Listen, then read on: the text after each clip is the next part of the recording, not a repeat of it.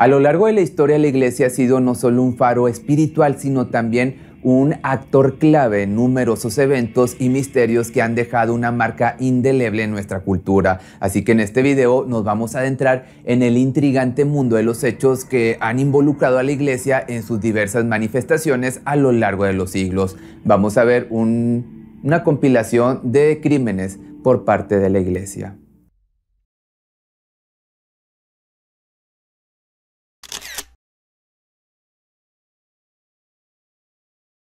A finales del año 2012 y durante el periodo papal de Benedicto XVI, salieron a la luz una serie de documentos que involucraban al Vaticano en situaciones de corrupción, entre las cuales estaban el chantaje a obispos homosexuales, informes sobre cardenales masones y cartas dirigidas a algunos obispos en el que se les comprometía en casos de involucrados con menores, entre muchas otras cosas más. El robo de estos documentos tan comprometedores para la Iglesia Católica se le adjudicaron al que fuera mayordomo personal del Papa Benedicto, el italiano Paolo Gabriel.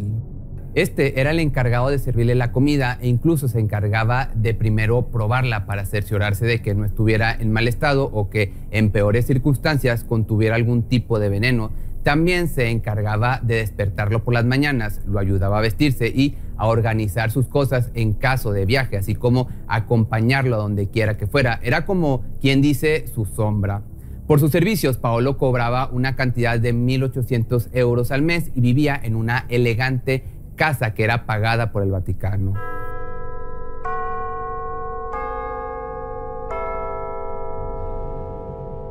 Pero como mencioné anteriormente, en el año 2012 se destapó un gran escándalo para la Iglesia Católica, y sí, otro más, por la filtración de unos documentos de alta privacidad y que estaban celosamente cuidados. A este suceso se le conoció como el escándalo de Vatilix. Fue en marzo del año 2012 cuando en un programa de televisión llamado Los Intocables, el periodista Gianluigi Nuzzi sacó a la luz dos cartas que fueron enviadas por el monseñor Carlos María Viganò, en las que este hacía una denuncia sobre la corrupción y la mala gestión de la administración del Vaticano. No se sabe si esta carta era una crítica que se iba a quedar en el plano interno, es decir, que fuera enviada para que se leyera exclusivamente por miembros del Vaticano, o que fuera una denuncia pública. Lo que sí se sabe es que Viganò había tenido anteriormente una disputa con el cardenal Tarcisio Bertoné, quien era la mano derecha del Papa, y por este motivo había sido enviado lejos de Roma. Después de la exposición pública de estas cartas, Nuzzi publicó un libro llamado Las Cartas Secretas del Vaticano Benedicto XVI. En él habla sobre toda la información que se había filtrado. Entre esta estaba la confesión del secretario y fundador de la Congregación Mexicana Legionarios de Cristo, Marcial Maciel, que había sido acusado de aprovecharse de los más pequeñitos y tener hasta 2 esposas e hijos, que por cierto este video ya lo puedes encontrar en mi canal de YouTube o en Facebook. También había algunas cartas que eran de parte de obispos dirigidas al Papa, en las que se les comprometía como encubridores de casos de abusadores de menores en sus congregaciones. Revelaba de igual forma las finanzas personales del Papa, las grandes cantidades de dinero que se destinaban a propiedades, entre otros gastos innecesarios. También se hablaba de cómo el Comité de las Finanzas y Gestión del Vaticano había perdido, entre comillas, una cantidad de 2.5 millones de dólares. Y entre las demás cosas que se filtraron fueron varias cartas que iban dirigidas al Papa, en las que se le solicitaban audiencias privadas que llevaban adjuntados cheques por más de 10,000 euros como donaciones, otra vez te digo entre comillas, para que se les pusiera al principio de la lista de personas que esperaban una audiencia privada con el pontífice.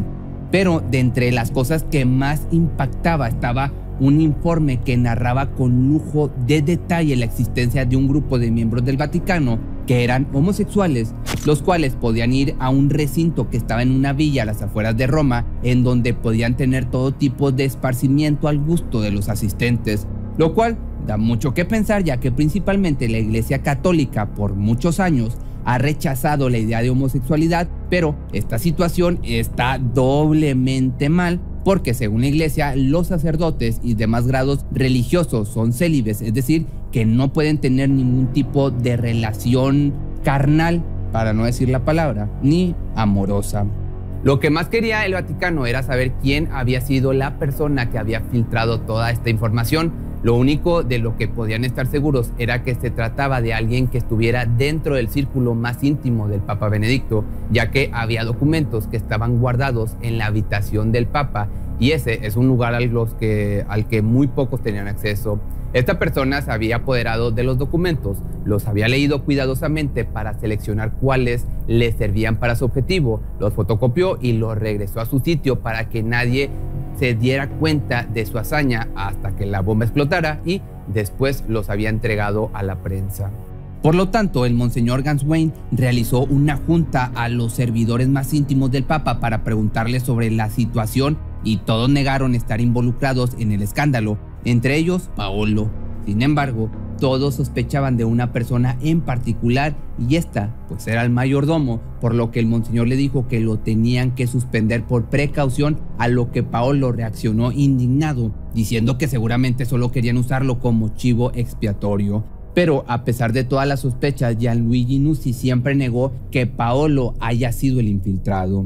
Después de la suspensión del mayordomo en marzo del año 2012, el Papa Benedicto nombró a 3 cardenales como encargados de la investigación para saber quién había sido el culpable, y a la cabeza estaba el cardenal español Julián Herranz, quien en ese entonces era el superior del Opus Dei. Esta viene siendo una institución que pertenece a la Iglesia Católica, que su misión se basa en ayudar a que los feligreses vivan de acuerdo a la fe de manera cotidiana. La idea es que cualquier persona pueda tomar el camino de la santificación y no solo los religiosos. Para el 24 de mayo del mismo año, las autoridades registraron la casa de Paolo, en donde se encontraban su mujer y sus hijos, y después de algunas horas en las que estuvieron buscando minuciosamente, encontraron 82 cajas que contenían documentos, de los cuales algunos eran originales y otros eran copias, 2 discos duros con información confidencial, un cheque por 100.000 euros a nombre de Joseph Ratzinger, firmado por la Universidad Católica de Murcia, y pepitas de oro que figuraban como donaciones al Papa, y una muy valiosa primera edición de la epopeya latina, la Eneida, narrada por Virgilio del año de 1581. Luego de este hallazgo, Paolo Gabriel fue detenido y una vez que se vio descubierto, confesó todo, alegando ser un infiltrado del Espíritu Santo y que todo lo había hecho por el bien del Papa Benedicto, para ayudarlo en la lucha contra el mal que estaba apoderándose de la Iglesia Católica. Dijo también que pensó que el revelar esos oscuros secretos ayudaría a la Iglesia a retomar el camino correcto.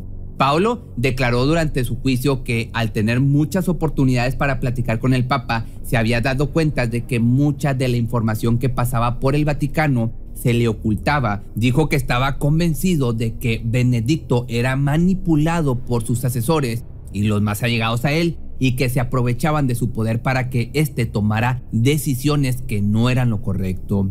También habló de que en todo este asunto siempre estuvo solo y que no había recibido ayuda de nadie, pero que quizás sí habían influido algunas pláticas que había tenido con 2 cardenales y con una colaboradora del Papa llamada Ingrid Stampa, además de la situación en la que él veía la vida en el Vaticano, la cual le parecía una situación insoportable. Lo que sí reconoció fue que se sentía muy culpable de haber traicionado la confianza de Benedicto XVI, quien dice siempre fue muy bueno con él y que lo trató como si fuera un hijo, pero comentó que él realmente creía que le hacía un bien y que pensaba que Benedicto tomaría serias medidas como sacar de la iglesia a los encubridores de abusos y obviamente a los que los realizaban y demás personal corrupto. Mientras tanto, Piero Antonio Bonet, el juez del Tribunal de Estado del Vaticano, dijo que existían las pruebas suficientes para que el mayordomo fuera a prisión hasta por 8 años por la posesión ilegal de documentos pertenecientes al jefe del Estado. Así que finalmente, el 13 de agosto del año 2012, Paolo fue acusado formalmente de robo agravado y el 29 de septiembre dio inicio el corto juicio en contra de Paolo, en el que nuevamente este aceptaba todos los cargos, pero además de esto Paolo también realizó otras declaraciones. Se quejó de la policía del Vaticano, Dijo que la celda en la que lo habían puesto era demasiado pequeña, en donde incluso batallaba para moverse, y que los 15 días que había permanecido ahí, todo el tiempo le habían dejado la luz encendida y que no había podido descansar bien. Luego de estas declaraciones, las autoridades comentaron que esto lo habían hecho para que no se hiciera daño. También se aclaró que la situación se complicó cuando tuvieron que encarcelar a Paolo, porque el Vaticano no cuenta con prisiones. Dado que no es muy común el crimen en este lugar, a excepción de los que hacen ellos, de algunos robos de carteras que son principalmente realizados por turistas. Durante el juicio se realizaron unos estudios psicológicos a Paolo y se llegó a la conclusión de que sufría de una frágil personalidad con tendencia a la paranoia, además de un delirio de persecución que se derivaban de una gran inseguridad personal. Una vez terminó el juicio, el veredicto fue fácil de tomar. Paolo fue declarado culpable de todos los cargos y condenado a 3 años de cárcel, que después se redujeron gracias a sus abogados a 18 meses de prisión, y tiempo después, el 26 de agosto, recibió la visita del Papa para otorgarle el perdón por sus acciones, con la única condición de que mostrara señales reales de arrepentimiento y se disculpara con el Papa y todas las personas que trabajaban en el Vaticano por el gran problema que les había causado, por lo que el 22 de diciembre del año 2012, Paolo recibió el indulto papal. Para el 28 de febrero del año 2013 pasó un acontecimiento que marcó a la Iglesia Católica. Joseph Ratzinger, o mejor conocido como Benedicto XVI, renunció a su cargo como papa. Según sus más allegados, no había renunciado por la información filtrada ni por el escándalo. Según estos, la razón de la renuncia era algo mucho más grande. Dijeron que algo tan pequeño como un simple escándalo jamás habría podido con el Papa, que no sé qué tan cierto sea esto. Pero, por otro lado, pasaron los 18 meses que Paolo tenía que estar en prisión y empezó a trabajar en el Bambino Gesù, que es el hospital pediátrico más importante de Roma. Muchos medios de comunicación lo buscaron para que este personaje declarara cómo se sentía al respecto de su libertad, y obviamente para sacarle más información, pero jamás volvió a hablar públicamente del caso, ni volvió a aparecer alguna imagen de él en ningún medio. No se supo nada de hasta diciembre del año 2020, cuando perdió la vida. Finalmente, Ratzinger declaró que los motivos reales de su renuncia habían sido que sus capacidades físicas y su salud iban en declive, así como sus capacidades mentales. Obviamente, aún se cree que todo el escándalo es en gran parte la verdadera razón por la cual renunció. Si eres un fanático religioso, quizás no es un video para ti. Hoy te voy a contar un poco de la tétrica vida del cura Marcial Maciel Degollado. Trataré de ser de lo más respetuoso posible y esta vez pues no haré mis clásicos comentarios pendejos que normalmente me aviento para no ofender a nadie. Aquí te va la intro y ya después decides pues si te quedas o no.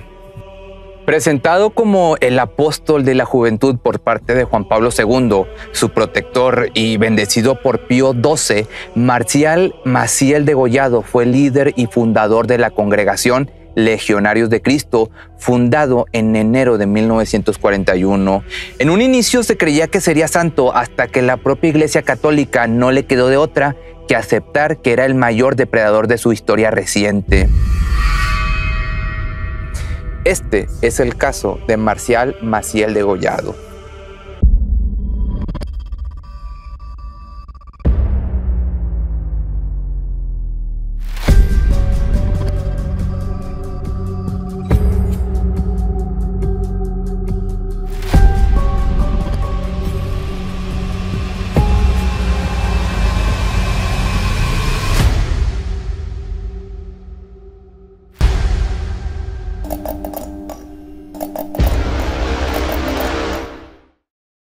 A lo largo de los años, Maciel abusó de 60 menores, tanto hombres como mujeres, y sus costumbres se extendieron como ejemplo dentro de la organización, y esto no lo digo yo, lo dice la propia congregación que él mismo creó.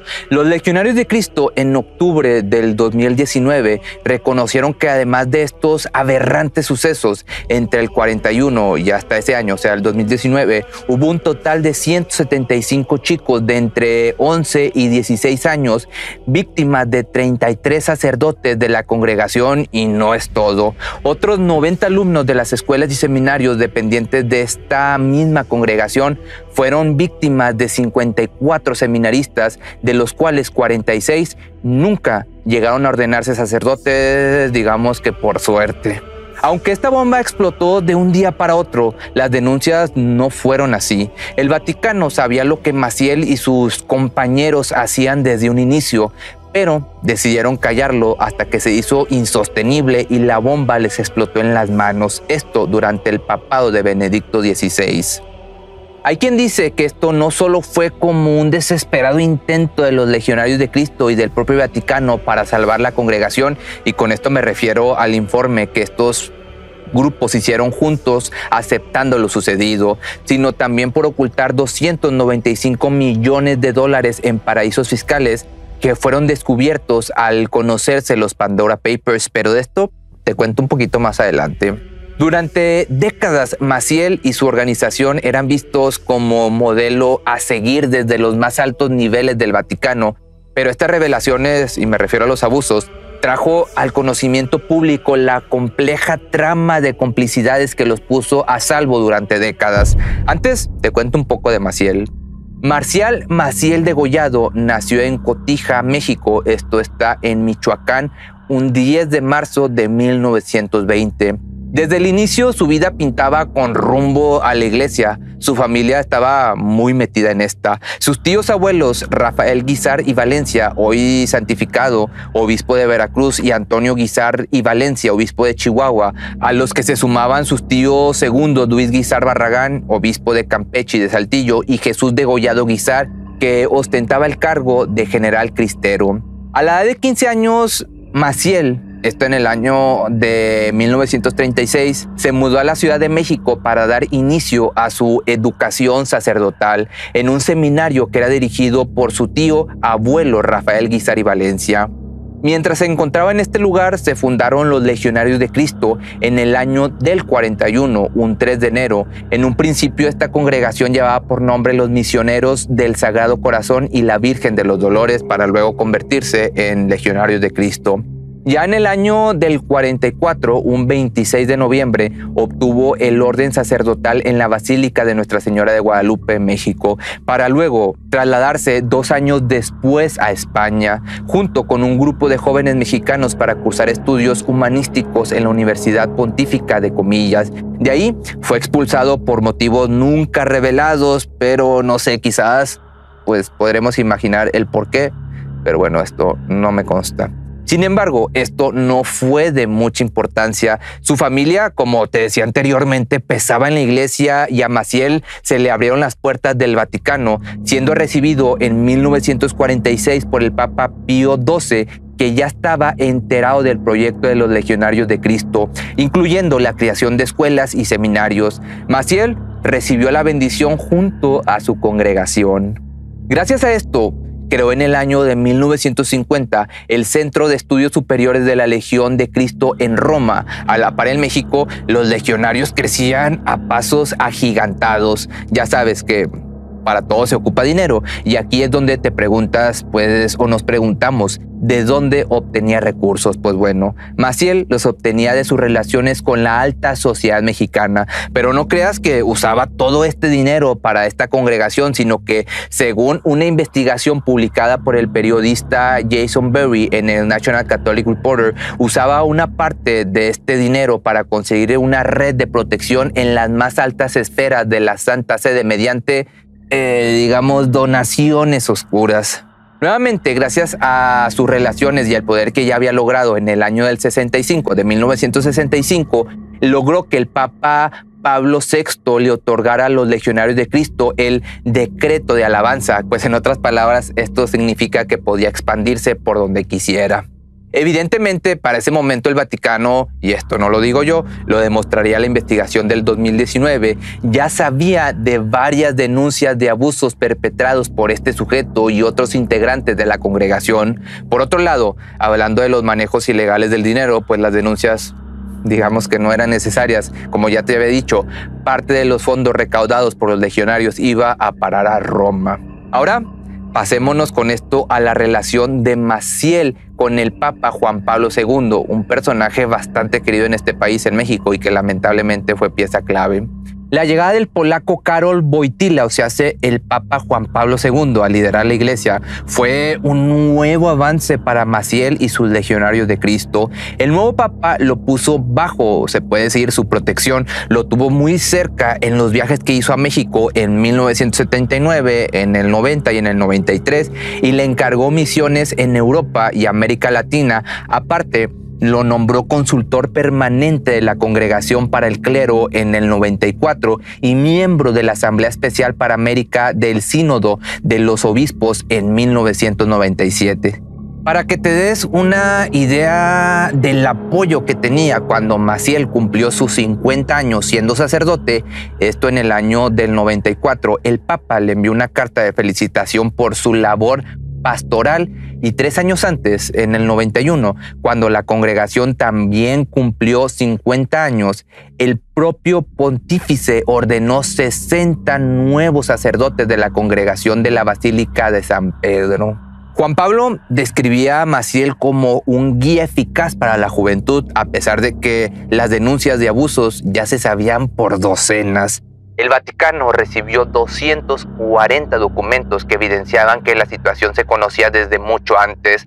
Nuestra denuncia es del año de 1988 y mientras Ratzinger, que luego sería el Papa Benedicto XVI, estuvo de cardenal, se pasaban esta terrible papa caliente unos a otros sin tomar ninguna medida.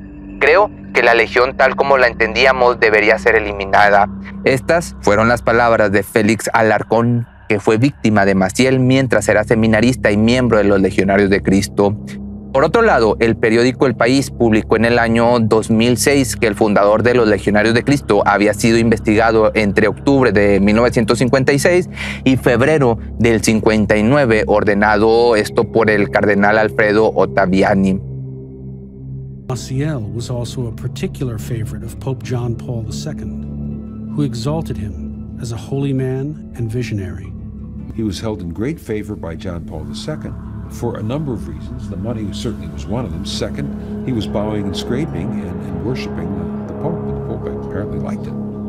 Ya en el año del 97, 8 exmiembros de los legionarios, a través de una carta dirigida a Juan Pablo II, expresaba su inconformidad y reclamaban justicia por haber sido víctimas de Maciel, diciendo que nadie había hecho nada, ni la congregación ni otros integrantes de la jerarquía católica.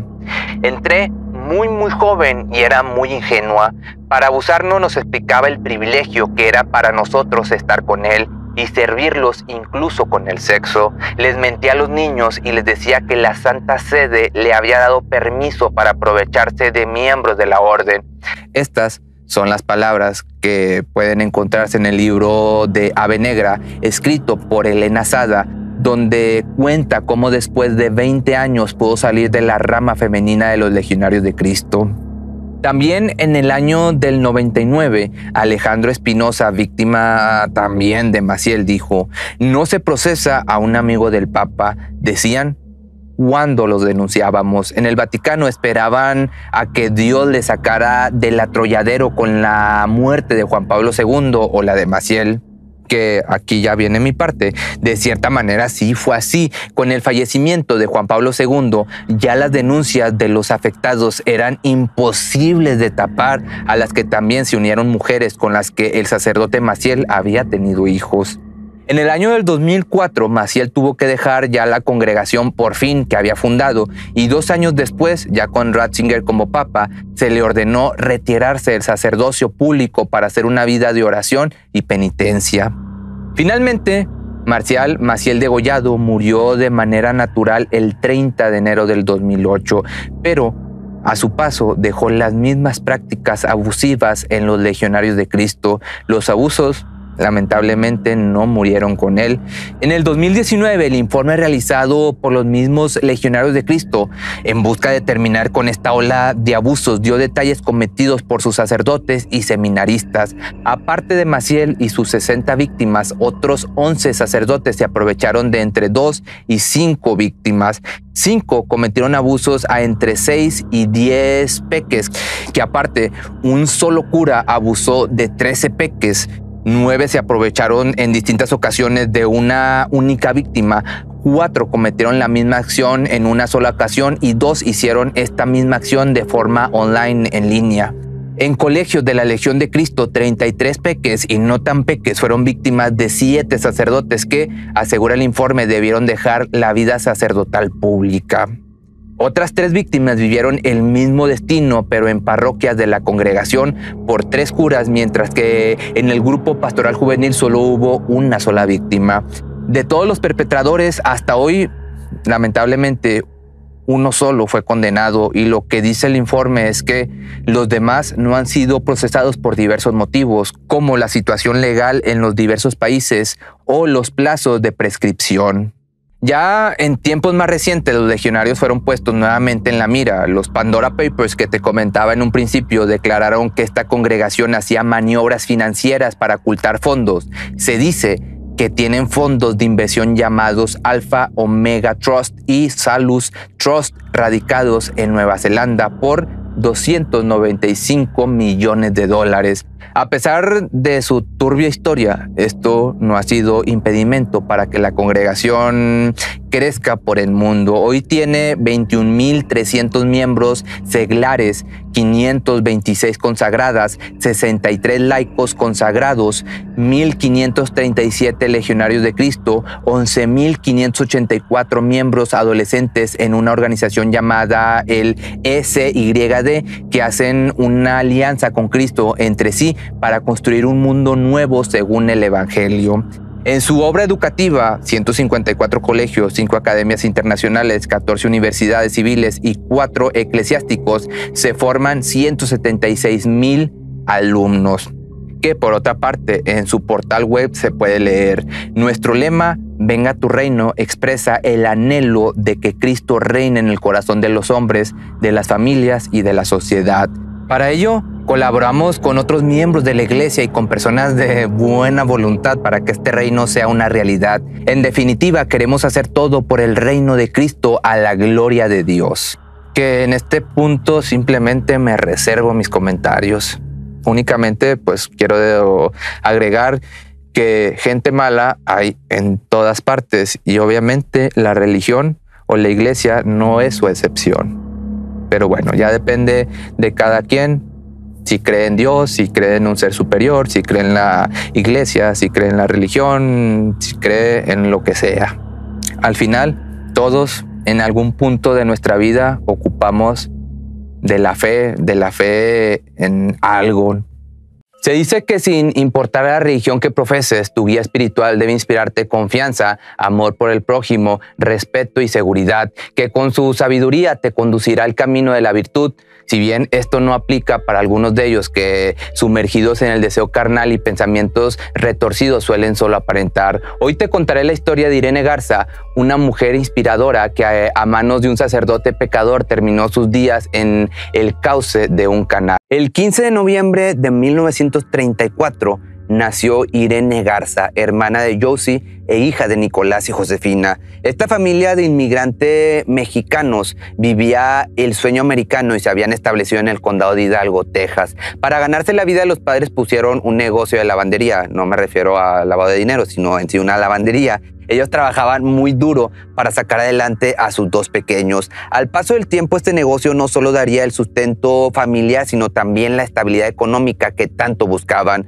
Fue así que todo mejoró y entonces se pudieron mudar a una zona más privilegiada al sur de McAllen. En este punto, Irene era tan solo una adolescente. La joven era conocida por ser hermosa, respetuosa, devota y amable. En pocas palabras, una niña de familia. Ella se ganó el cariño de todo el pueblo. Se sabe que desde pequeña le apasionaban los concursos de belleza y por ello participó en algunos. A la edad de 23 años, esto en el año del 58, Irene fue elegida como reina de belleza del sur de Texas, así como también reina de su universidad. Esto provocó una gran popularidad para Irene, por lo que muchos chicos tenían su interés en ella, así como mujeres, su admiración, pero a la vez envidia. Tenía una encantadora combinación de belleza e inteligencia y en su corta vida reunió una colección de logros y primicias. Fue la primera bastonera hispana en una secundaria de mayoría anglosajona cerca de la frontera de Texas y México y la primera en su familia que logró ir a la universidad.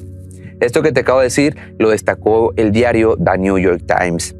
La entonces reina se graduó de la universidad para convertirse en maestra de segundo grado de la escuela primaria pública. Ella era tan bondadosa y muchas veces por su solidaridad utilizaba su sueldo para comprar materiales para los niños que no podían pagarlo. A Irene le encantaba su trabajo, le apasionaba enseñar a los niños de la comunidad. Ella también era parte de un grupo católico llamado la Legión de María, a lo que acudía diariamente sin olvidar comulgar. Por otro lado, tuvo dos novios. El primero era muy religioso como ella, pero los que la conocían notaban que no estaba tan enamorado de él. Después conoció a un chico que tenía mala fama, pues no era para nada religioso y estaba un poco, digamos, descarrilado. Irene se enamoró profundamente de él. Luego de un tiempo terminaron, ya que el chico le pidió pues el tesorito, la prueba de amor, a lo que Irene no aceptó por su fiel creencia en llegar virgen al matrimonio. Irene tenía todos los medios para mudarse a la gran ciudad, como es común en los Estados Unidos. Sin embargo, a sus 25 años de vida todavía vivía con sus padres. Garza decía que prefería servir a su comunidad que irse lejos. Nicolás y Josefina estaban llenos de orgullo y alegría por tener una hija tan buena. Y en esta parte de la historia es donde se viene lo fuerte y a la vez triste. Era el año de 1960, en tiempo católico, la Semana Santa. Aquel 16 de abril, como ferviente religiosa, Irene avisó a sus padres que pasaría por la iglesia del Sagrado Corazón para escuchar la misa vespertina.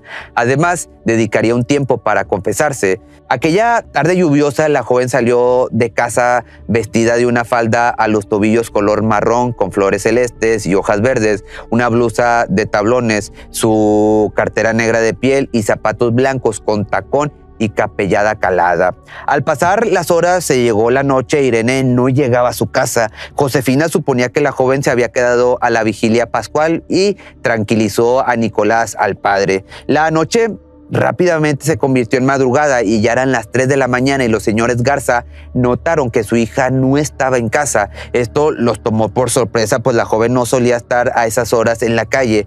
Asustados de los hechos, no dudaron en presentarse en la estación de policía de McAllen para denunciar la desaparición de Irene. Y en este punto es donde la desesperación y angustia se desató, ya que en estos casos la policía siempre tiene que seguir un protocolo, pues tiene que descartar que la desaparición no se trate de un escape voluntario, aunque para los allegados a la joven esta era una idea sumamente descabellada, pues la maestra sería incapaz de irse de esa manera. Ella tenía una vida muy activa en la comunidad por su trabajo en la docencia, aparte el voluntariado con la Legión de María, entre otros compromisos sociales, a un producto de su reinado de belleza. Las cosas en sí no marchaban nada bien. La mujer más popular del condado había desaparecido y nadie sabía de su paradero. Parecía que la tierra se la había tragado. Al día siguiente comenzaba la búsqueda. La policía indagó con los habitantes si alguien había visto a la chica. Irene no pasaba en sí desapercibida y fue vista por unos feligreses en la iglesia a eso de las 7 de la tarde. Sin embargo, la última persona que la vio con vida fue el sacerdote de 27 años, John Bernard Fight, que en ese entonces fungía como párroco temporal de esa iglesia, pero este afirmó no saber nada de ella. Decenas de voluntarios se unieron a la búsqueda oficial Para el 18 de abril por la tarde se encontraron en un camino lleno de piedras y lodo un zapato que era idéntico a los que Irene traía el día de su desaparición. A unos escasos metros también estaba la cartera negra de piel con la que salió de casa aquel día, y todo esto apuntaba que ella había estado por ese lugar, pero no sabía por qué y para qué. Este era el gran misterio. La situación rápidamente se iba tornando oscura para la familia Garza. Recibir la noticia de que habían encontrado cosas de su hija en una terracería no sonaba nada consolador. En McAllen, al ser una ciudad fronteriza, se empezaba a decir que a la joven la habían raptado y llevado a México para la trata de blancas o incluso para la venta ilegal de órganos. La noticia de la bella joven que había desaparecido creció. La policía de McAllen empezó a rodear los pasos fronterizos para descartar que la sacaran del país. Incluso su búsqueda se extendió hasta algunos poblados de México, algo que nunca antes se había hecho. La comunidad estaba cada vez más consternada y la incertidumbre crecía y crecía. Por otra parte, la familia comenzó a recibir pistas falsas. En una ocasión se contactó por teléfono una persona haciéndose pasar por Irene. Le dijeron a Josefina que había sido secuestrada y llevada a México. También un hombre apareció diciendo que él le había quitado la vida y la había enterrado, pero se descubrió que la persona declaró en estado de ebriedad e inventó toda la historia. A medida que pasaban los días, la situación era cada vez más insostenible. La policía ya no sabía por dónde buscar ni qué hacer. Las maniobras no arrojaban resultados positivos y era muy complicado para la familia no saber del paradero de Irene.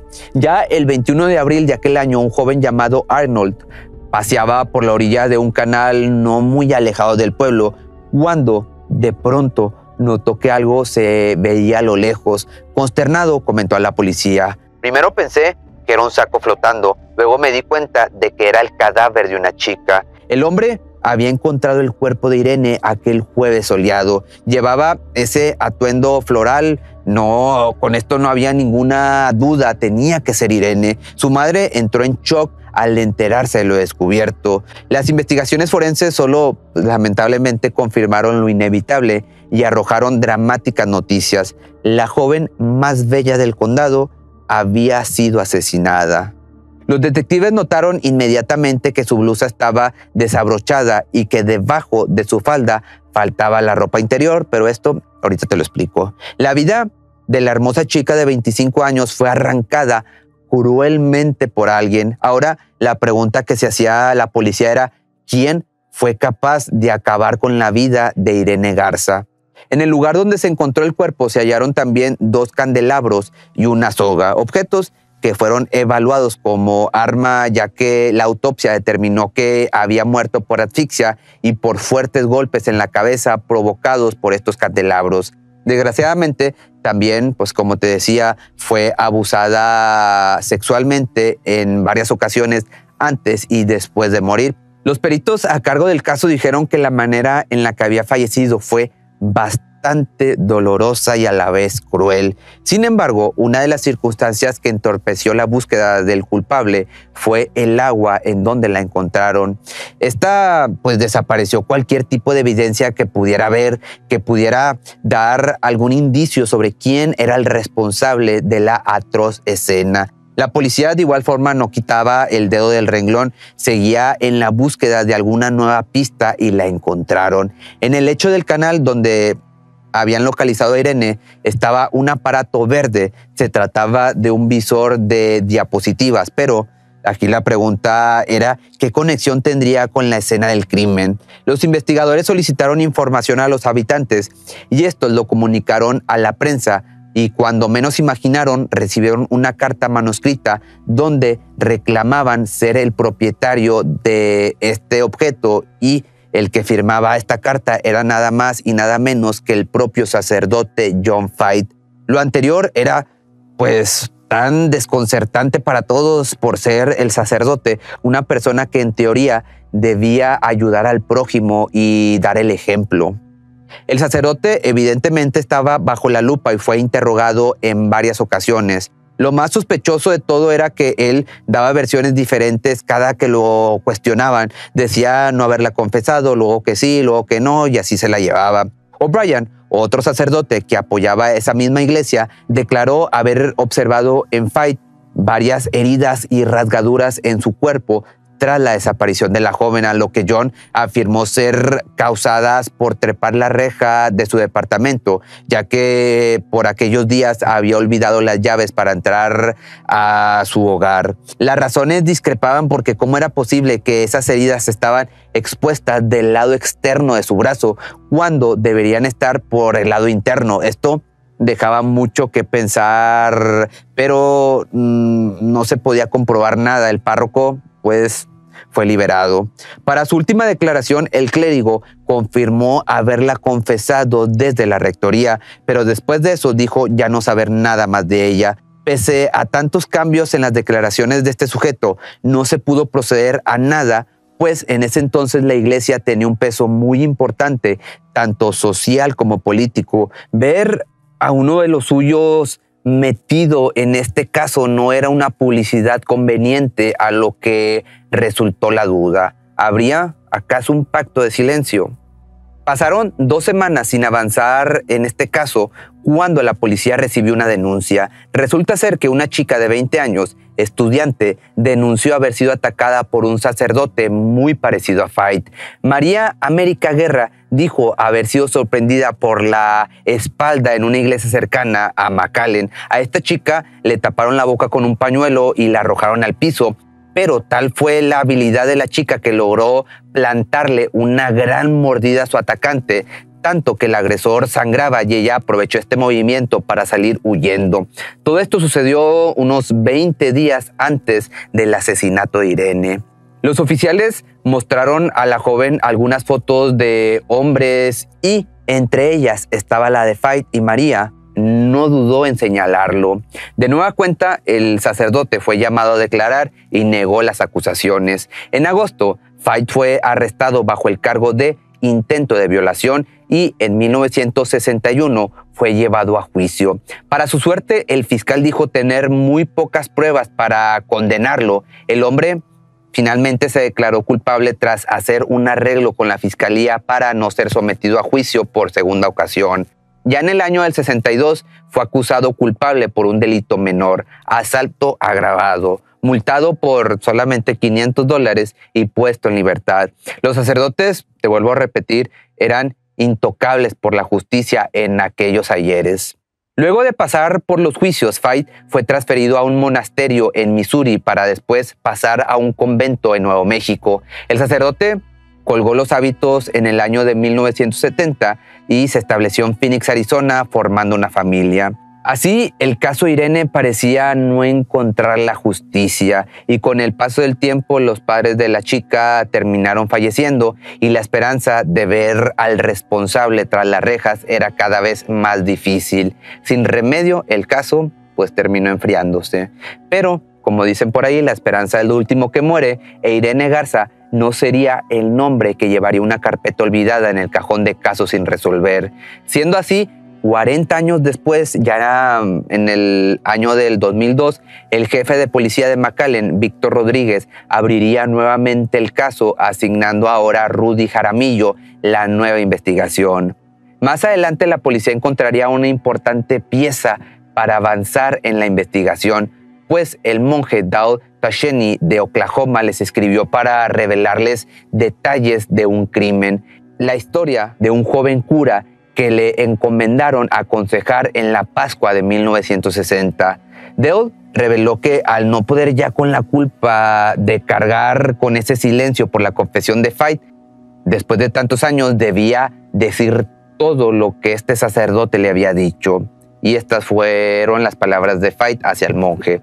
Al terminar de confesarla, la llevé a la fuerza al sótano, un lugar aislado por paredes gruesas. Sus gritos no se escuchaban hacia afuera. Ella me arañó y gritaba por ayuda, pero fue en vano. La amarré completamente, la toqué y la hice mía. Luego me fui a seguir confesando a los demás feligreses. Al terminar mis deberes, saqué a Irene y la llevé a la casa parroquial. Ahí la metí a la bañera y la envolví su cabeza en una bolsa. La dejé sola, aunque ella me gritaba desesperada que no podía respirar, y finalmente cerré la puerta. Cuando regresé, estaba muerta. El monje aparte comentó que después de eso, Fait declaró arrojar el cuerpo de Irene a un canal. Los policías constataron la versión del monje con la del cura Joseph O'Brien, quien en aquella época testificó haber visto las rasgaduras en la piel del asesino. Ahora confirmarían que Fait le confesó haber matado a Irene y arrojado a un canal. Un nuevo juicio ya estaba en camino. Linda de la Viña, la prima de Irene, y los dos testigos prometían por fin la luz a tanta oscuridad. Pero, nuevamente un pero, desgraciadamente los temas de poder e iglesia estaban vigentes aún, pues el fiscal René Guerra invalidó las declaraciones de los dos religiosos argumentando que O'Brien sufría demencia y con esto logró que el jurado otorgara nuevamente libertad a Fait. Todo esto en el año del 2004. Ya luego, más recientemente, en el 2015, la investigación volvió a los medios gracias al nuevo fiscal Ricardo Rodríguez, quien tiempo antes de ser nombrado el sucesor de García, prometió a la familia Guerra impulsar la investigación. En febrero del 2016, el sacerdote de 83 años fue arrestado, siendo esto solo el comienzo para verlo tras las rejas finalmente. Se fijó una fianza de $750,000. El fiscal argumentó al jurado que este hombre era un lobo con piel de cordero. El juicio comenzó en el año del 2017. 57 años después del crimen fueron llamados a testimonio nuevas partes fundamentales para unir los cabos sueltos. Beatriz García, una chica con las mismas características que Irene, que días atrás del asesinato aseguró que Fait la acosó desde su auto cuando ella caminaba. La invitó a tomar fotos vestida de negro en el cementerio. Luego, Ana María Hollingworth, amiga de Irene, confirmó que una ocasión la asesinada le contó que el padre Fait había intentado llevarla a confesar a la casa parroquial. Por eso ella pensaba que Fait había tenido el tiempo suficiente para planear el crimen. Y fue entonces que el 7 de diciembre de ese mismo año, ya con 85 años cumplidos, el ex párroco John Bernardo Fait fue declarado culpable por el asesinato de Irene e impuesto a una condena de cadena perpetua.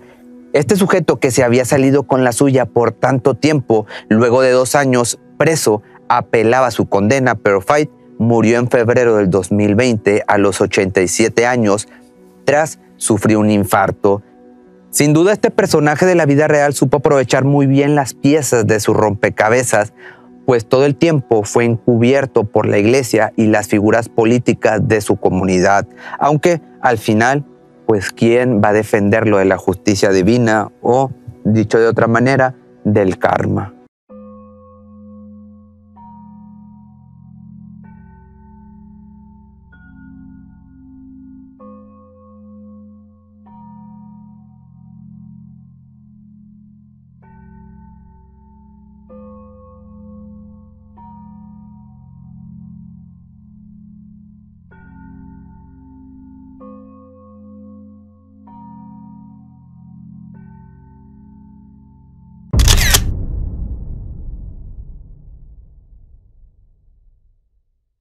La imagen de la Madre Teresa de Calcuta es una de las más reconocidas del siglo XX y a nivel mundial es la representación de lo que una vida de altruismo debe ser. Su paso por este mundo ha dejado muchas enseñanzas y lecciones sobre cómo tratar al prójimo de acuerdo con el cristianismo. Además de que esta monja dedicada a ayudar y dar a los otros ha obtenido grandes honores, tales como el Premio Nobel de la Paz en el año del 79, y también llegará a ser canonizada por el Papa Francisco el 4 de septiembre del año 2016. Sin embargo, a partir de los 90s se han alzado voces críticas en contra de la religiosa que ponen en tela de juicio sus acciones más benevolentes, así como también la forma en la que se comportaba fuera de las cámaras. Es bien sabido que ni siquiera en Occidente ni en países como en India se quiere oír esta versión de su historia, ya que atenta en contra del ícono de la compasión y de la máxima representación de la caridad humana. Todo lo que te voy a presentar aquí es una investigación y lectura realizada en base a un autor de nombre Arup Chatterjee, un doctor residido en Londres que ha sido su crítico más constante. Escribió el libro Mother Teresa, The Final Verdict, además de que estuvo detrás del documental llamado Hell's Angel. Este último que salió a la luz en el año del 94 y de la mano del periodista anglo-estadounidense Christopher Hitchens, fue la primera vez que alguien se atrevió a exponer la otra cara de esta mujer. Pero déjame te cuento un poco de su historia para tratar de ser lo más imparciales posibles y para entrar un poco en contexto. La Madre Teresa de Calcuta es una religiosa albanesa nacionalizada en India y nacida el 26 de agosto de 1910 en Macedonia. Fue bautizada bajo el nombre de Ganche Agnes Bogachu, creo que así se pronuncia, te voy a estar dejando aquí abajo el nombre como quiera, y durante sus primeros años de vida vivió en el seno de una familia católica bastante ferviente. Siendo la menor de los hijos de Nicolás y Drain, su infancia estuvo llena de comodidades al pertenecer a una familia adinerada gracias al empleo de su padre en la política. A la edad de 5 años realizó la primera comunión y a los 6 la confirmación. Su madre, una mujer dedicada a la vida religiosa al 100%, despertó en ella, a sus 12 años, la vocación de misionera. Siendo muy niña, entró a la Congregación Mariana de las Hijas de María, lugar en el que empezó y aprendió diversas actividades de asistencia con los más necesitados. Poco después de cumplir los 18 años y de ya haber participado activamente en distintas iglesias y conventos, se dirigió junto a una amiga de la abadía de Loreto, perteneciente a la Congregación Religiosa Católica de la Bienaventura Virgen María en Irlanda. Esto fue un parteaguas en su vida porque jamás volvería a ver a su madre ni a su hermana.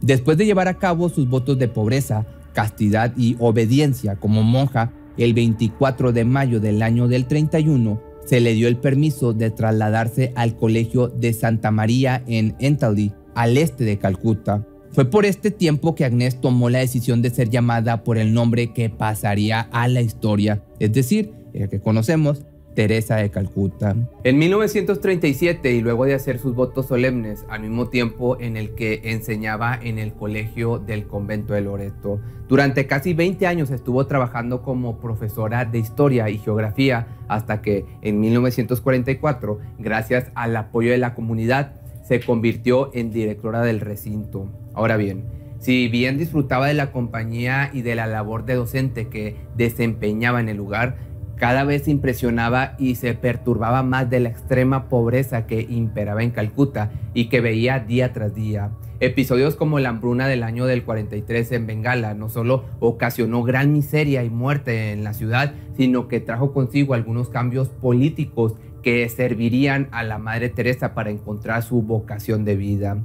El 11 de septiembre del año de 1946, la religiosa experimentó lo que muchos años después describiría como la llamada dentro de la llamada, es decir, haber escuchado la voz de Dios pidiéndole que utilizara su compasión, su caridad y su vida para el bien del prójimo y en especial para aquellos más necesitados. Luego de recibir capacitación médica básica en París, gracias al apoyo económico de un empresario indio católico, inició ahora su nueva etapa de altruismo entre los pobres en 1948, con tareas como enseñarles a leer, preparar comida en centros comunitarios y brindar primeros auxilios. A comienzos de 1949, se integró a un grupo de mujeres jóvenes y ayudó a sentar las bases de una nueva comunidad religiosa cuyo único fin era socorrer a los más pobres entre los pobres. La mujer escribió en su diario personal que llegó a dudar de la misión de vida que Dios le había encomendado y que debido a las dificultades que había experimentado en su primer año de trabajo con los necesitados, estuvo tentada a volver a su antigua vida en el convento. Para 1950, la Santa Sede le dio autorización de conformar su nueva congregación, a la cual se denominó las Misioneras de la Caridad. Y aunque inicialmente este solo contaba con 13 miembros en Calcuta, con el paso del tiempo llegó a poseer a más de 4,000 miembros a lo largo de todo el mundo. Esta congregación tenía la meta de proporcionar cuidados a los refugiados, pobres, ancianos, personas sin hogar, víctimas de epidemias, hambrunas y hasta de inundaciones. Con esto también se abrió el primer hogar para moribundos en Calcuta. Después de la gran aceptación del público y de obtener ayuda de diversos funcionarios indios que quedaron impresionados con las intenciones de la monja, se convirtió un abandonado templo hindú en el hogar para moribundos Kaligat. Este lugar albergaba a todos aquellos necesitados o en busca de atención médica y se les ofrecía la oportunidad de morir con dignidad de acuerdo con los rituales de su fe. Ya en el año del 55 y a causa del incremento de niños abandonados, abrió ahora la institución Hogar del Niño del Inmaculado Corazón, lugar que ayudó a encontrar a miles de niños una segunda oportunidad en la vida. Ya para 1968, y con una imagen pública de una mujer religiosa dedicada a Dios, la Madre Teresa había inaugurado establecimientos en muchísimas partes del globo, desde Roma, Tanzania, Austria, Venezuela, Asia, África, Europa y hasta en Estados Unidos. Entre el 26 de marzo y el 16 de diciembre del año de 1971, se suscitó la Guerra de Liberación de Bangladesh, es decir, la confrontación bélica entre la India y Pakistán, en la que ocurrieron atropellos morales a gran parte de la población civil, en especial a mujeres. Desde abusos de parte de los soldados de ambas naciones, asesinatos a sangre fría e infanticidios, por lo que la Madre Teresa junto a sus hermanas religiosas en un intento de ayudar, establecieron lugares para proporcionar ayuda y brindarles los cuidados necesarios. A lo largo de la década de los 80 intentó ampliar la presencia de sus organizaciones por los países con ideas comunistas y los cuales se rehusaban a aceptar la ayuda. Visitó, por ejemplo, la República Soviética de Armenia luego del terremoto ocurrido en Spitak en 1988 y se ofreció a brindar apoyo. Además, también viajó a Etiopía y a Chernobyl, motivo por el cual se le dio la medalla de oro del Comité Soviético de Paz, que cabe aclarar que la Unión Soviética se consideraba como una nación atea en este entonces.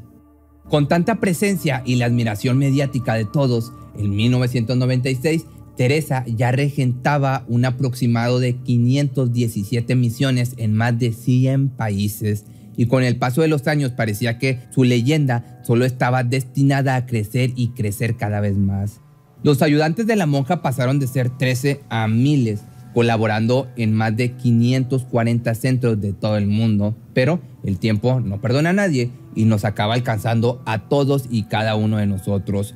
Luego de los años, su salud fue deteriorándose cada vez más a un ritmo acelerado. Por ejemplo, en el año del 83 sufrió de un ataque al corazón en Roma en una de las visitas al Vaticano. Después de un segundo ataque en el 89, fue requerido que la religiosa recibiera un marcapasos artificial. Después, o finalmente en el 93, fue ingresada de emergencias en el Hospital de las Naciones Unidas a causa de una congestión pulmonar que le provocó una fuerte fiebre. Para el 13 de marzo del año del 97, a raíz de tantos inconvenientes de salud, decidió renunciar como jefa de las Misioneras de la Caridad. Así, la Madre Teresa de Calcuta fallecería el 5 de septiembre de ese mismo año a los 87 debido a un paro cardíaco. El gobierno de India le concedió el gran honor de un funeral de Estado y como parte de su ataúd fue transportado por toda la ciudad en el mismo carruaje en el que fueron trasladados los restos de Mahatma Gandhi y otras figuras de este calibre, para que te des una idea. Como pudiste ver en esta pequeña introducción que te acabo de dar sobre su biografía, el impacto que causó por todo el mundo es fácil de entender. Pero, dicho todo esto, ¿alguien se atrevería a tener dudas sobre una de las mujeres más influyentes del siglo XX? Pues bueno, el problema, como te comenté al principio, es que a mediados de los 90 la credibilidad de esta mujer comenzó a resquebrajarse luego de varias acusaciones. Según un artículo publicado por Robin Fox, editor principal de la revista médica The Lancelot, después de visitar los hospicios de Calcuta en el año del 94, aseguró que no pudo encontrar ni una sola persona con conocimientos básicos de medicina.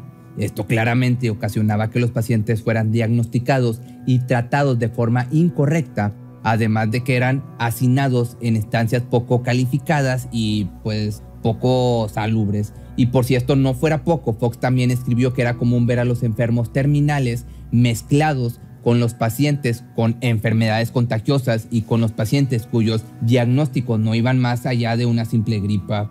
Lo curioso es que estas afirmaciones fueron respaldadas 2 años después por Mary London, una investigadora con bastante prestigio en la British Medical Journal, además de que ejercía como voluntaria de la congregación de la monja en Calcuta.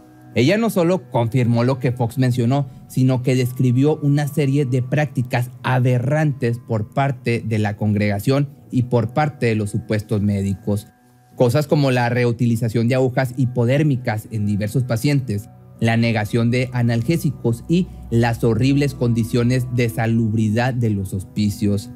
Aunado a esto, tiempo después, en el año 2013, en una revista sumamente exhaustiva que cubría el 96% de la literatura sobre la Madre Teresa, un grupo de académicos de la Universidad de Montreal interesados en desvelar la verdad reforzó la crítica anterior, detallando, entre otras cuestiones, la práctica misionera de simplemente cuidar a los enfermos glorificando su sufrimiento en lugar de aliviarlos, aparte de sus dudosos contactos políticos, su sospechosa gestión de las enormes sumas de dinero que recibía y sus puntos de vista excesivamente dogmáticos en relación con el aborto, la anticoncepción y el divorcio.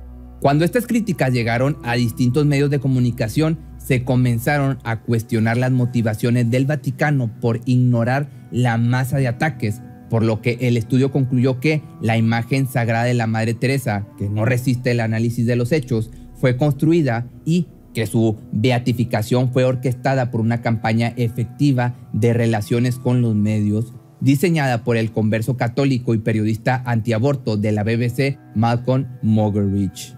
Como ya escuchaste al principio del video, uno de los mayores detractores de la monja fue el periodista y escritor británico Christopher Hitchens, quien además fue el encargado de acuñar el sobrenombre de El Ángel del Infierno, obviamente para referirse a la Madre Teresa. Según Hitchens, la madre les decía a todos sus miembros de su orden que de manera secreta tenían que bautizar a los pacientes en estado terminal, todo esto sin tomar en cuenta la religión que profesaban. Susan Shields, una antigua integrante de los misioneros de caridad, escribe lo siguiente: las hermanas se veían obligadas a preguntar a los pacientes en peligro de muerte si querían un boleto al cielo.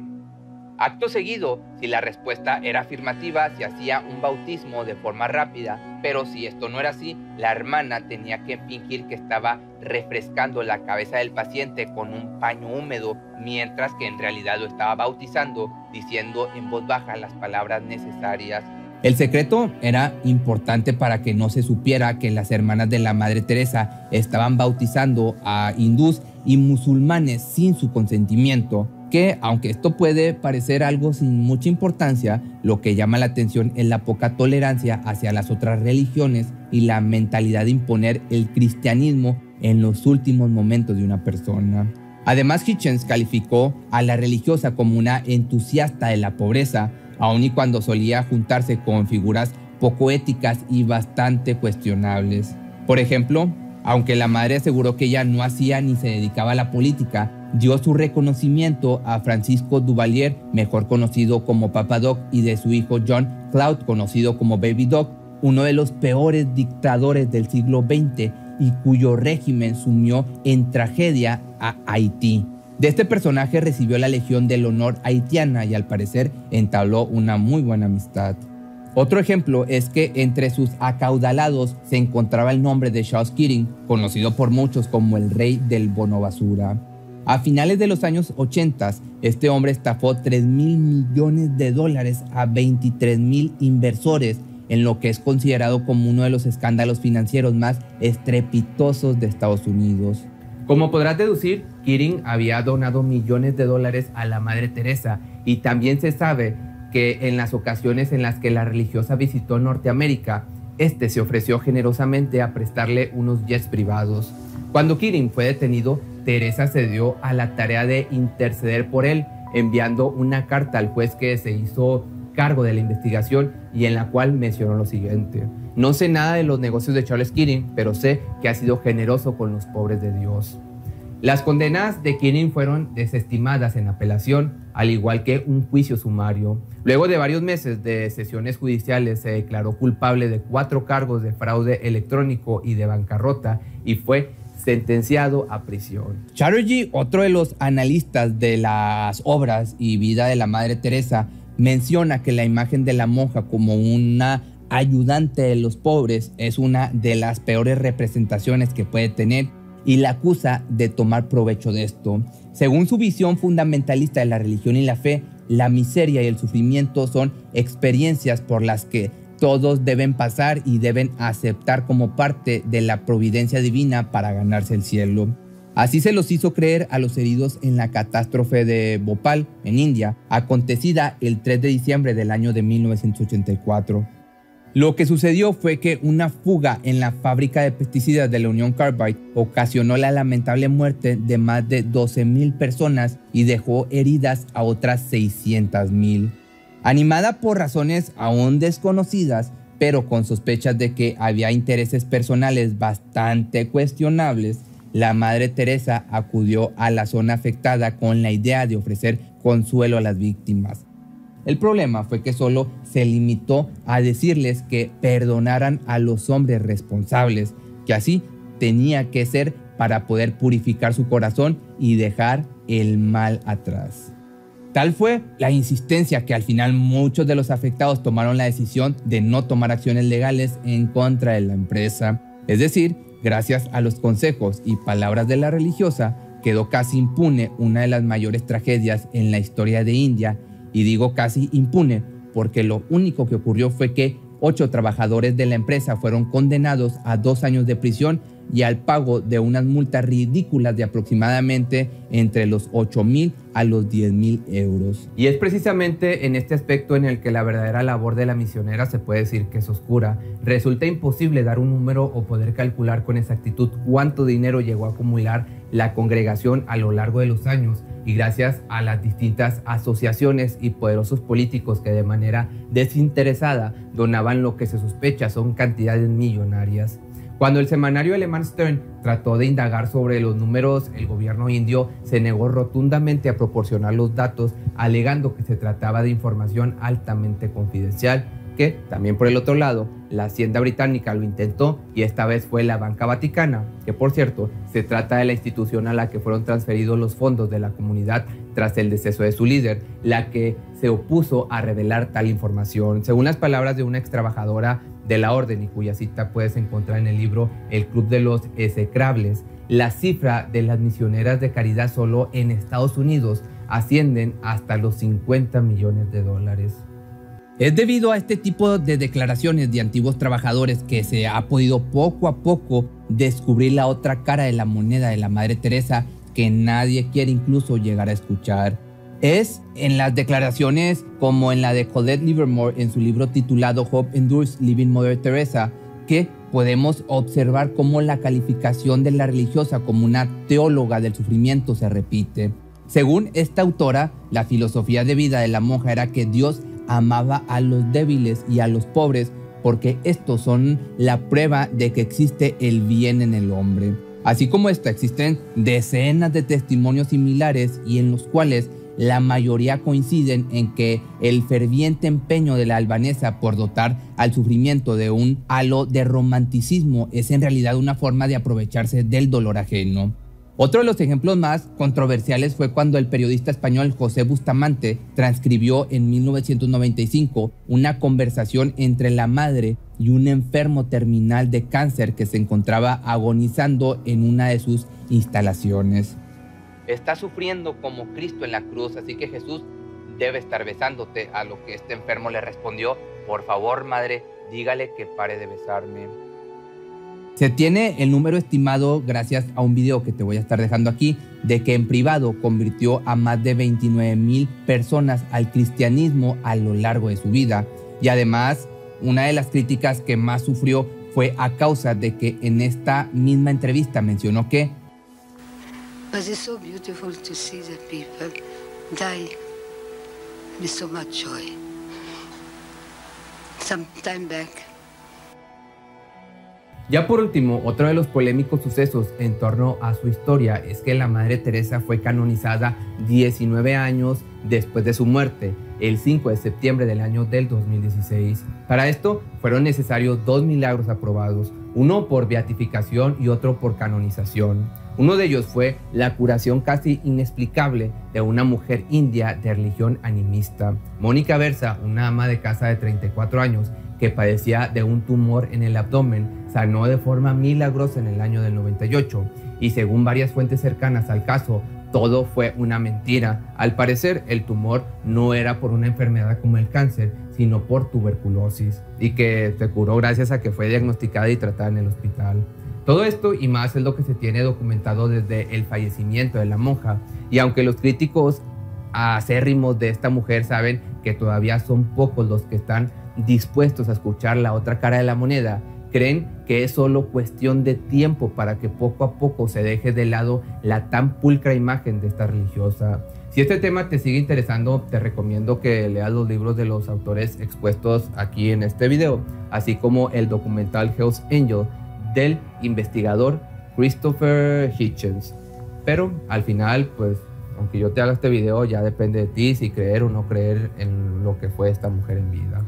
Acuérdate que en este canal, en Muchos Más Misterios, subo videos martes y jueves, y los sábados es el podcast que hago con mi compañero Edson. En este podcast hablamos de cosas de misterios, de crímenes, de paranormal, y así lo encuentras también en todas las plataformas de audio.